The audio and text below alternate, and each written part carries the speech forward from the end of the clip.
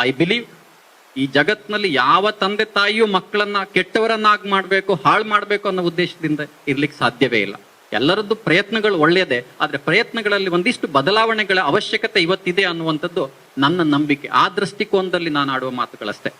ಸ್ವಾಮಿ ವಿವೇಕಾನಂದರ ಆದರ್ಶಗಳು, doctor APJ Abdul ಕಲಾಂರ ಆದರ್ಶಗಳು ಇಡೀ ಸಮಾಜಕ್ಕೆ ಬಂದಿದ್ದೇ ಅವರ ತಂದೆ ತಾಯಿಗಳ ಮೂಲದಿಂದ ಹೊರತು ಯಾವ ಶಿಕ್ಷಣ ಸಂಸ್ಥೆ ಅವರನ್ನು ತರಬೇತಿ ಮಾಡಿದ್ದಲ್ಲ.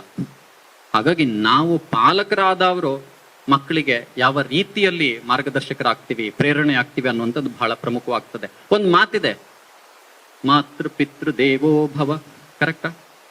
ಗುರುದೇವೋ ಭವ ವೈದ್ಯೋ ನಾರಾಯಣೋ ಹರಿಹಿ.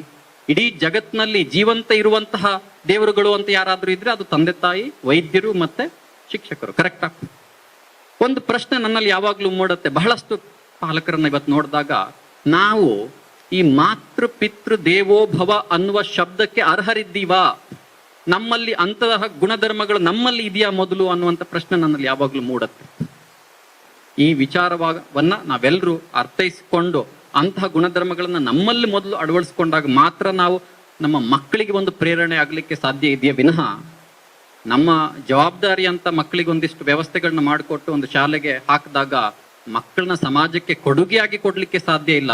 ನಾವು ಅಂದುಕೊಂಡಿರುವಂತಹ ವಿದ್ಯಾವಂತರನ್ನ ಮಾಡ್ಬೋದೇನೋ. ಶಿಕ್ಷಣ ಅನ್ನುವಂಥದ್ದು ಮಕ್ಕಳಿಗೆ ರ್ಯಾಂಕ್ ಕಟ್ ಕೊಡುವಂಥದ್ದಲ್ಲ, ಅದು ವ್ಯಕ್ತಿತ್ವ ವಿಕಸನದ ದಾರಿ. ಸ್ವಾಮಿ ವಿವೇಕಾನಂದರು ಹೇಳ್ತಾರೆ, education is a manifestation of perfection already in a man. ವ್ಯಕ್ತಿಯಲ್ಲಿ ಹುದುಗಿರುವ ವ್ಯಕ್ತಿತ್ವವನ್ನು ಎನ್ಹಾನ್ಸ್ ಮಾಡುವಂಥದ್ದು ಶಿಕ್ಷಣ. ಅವನಿಗೆ ಒಂದಿಷ್ಟು ಫಿಸಿಕ್ಸ್, ಮ್ಯಾಥಮೆಟಿಕ್ಸ್ ಅಥವಾ ಬೇರೆ ಬೇರೆ ಸಬ್ಜೆಕ್ಟಿವ್ ಜ್ಞಾನ ಕೊಡುವಂಥದ್ದು ಮಾತ್ರ ಶಿಕ್ಷಣ ಅಲ್ಲ ಅನ್ನುವಂಥದ್ದು ಸ್ವಾಮಿ ವಿವೇಕಾನಂದರು ಹೇಳಿದ್ದಾರೆ. ಆದ್ರೆ ಇವತ್ತಿನ ಸಮಾಜದಲ್ಲಿ ಶೈಕ್ಷಣಿಕ ವ್ಯವಸ್ಥೆಗಳು ಬದಲಾಗಿದೆ. ವಿಶೇಷವಾಗಿ ನನ್ನ ಆಫೀಸ್ನಲ್ಲಿ ನಾನು ಪ್ರತಿನಿತ್ಯ ಮಕ್ಕಳನ್ನ ಮಾತನಾಡಿಸುವಾಗ ಕಂಡುಕೊಳ್ಳುವಂತ ಸಮಸ್ಯೆಗಳನ್ನ ನೋಡಿದಾಗ ಬಹಳ ನೋವಾಗತ್ತೆ ನನಗೆ.